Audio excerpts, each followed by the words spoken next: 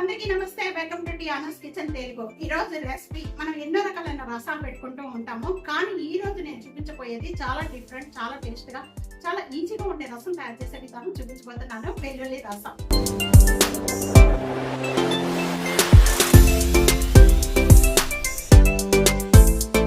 Hi friends, వెల్లుల్లి రసం పెట్టుకోవడానికి ముందుగా ఇక్కడ నేను ప్యాన్ లో 2 టేబుల్ స్పూన్ ఆయిల్ వేస్తున్నాను. ఆయిల్ బాగా కాగిపోయిన వెంటనే ఒక 1/2 టేబుల్ స్పూన్ జీరా, 1/2 టేబుల్ స్పూన్ ఆవాలు, ఈ రెండు వేగుతూ ఉండగానే 2 ఎండుమిర్చి వేగిపోయిన వెంటనే ఒక గుప్పుడు కచ్చిపిచ్చిగా నూరుకున్న వెల్లుల్లిపాయ రెబ్బలు. ఈ వెల్లుల్లి మంచి కలర్ వచ్చేంత వరకు కూడా బాగా వేయించుకోవాలి. ఈ విధంగా బాగా వేగిపోయాయి. ఇలా వేగిపోయిన వెంటనే కూడా 2 టమాటాలు వేస్తున్నాను.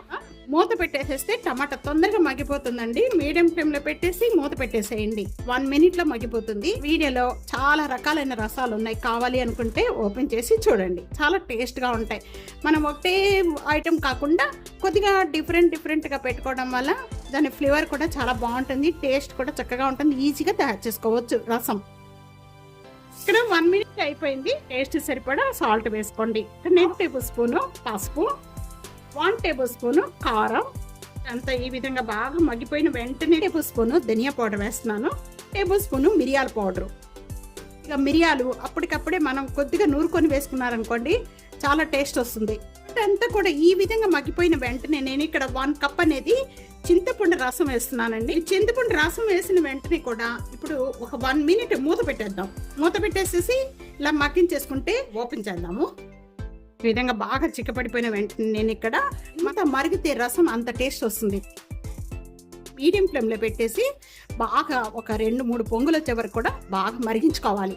ఇప్పుడు ఒక 3 మినిట్స్ అయిపోయాక ఇప్పుడు ఓపెన్ చేద్దాం. రసం బాగా మరుగుతున్నాయి. అలా మరుగుతున్న రసంలో ఒక గుప్పుడు కొత్తిమీర, 3 రెమ్మల కరివేపాకు మంచిగా మగ్గి మంచి స్మెల్ వస్తుంది. రెడీ అయిపోయింది. సర్వింగ్ ప్లేట్లో తీసేసుకుందాం.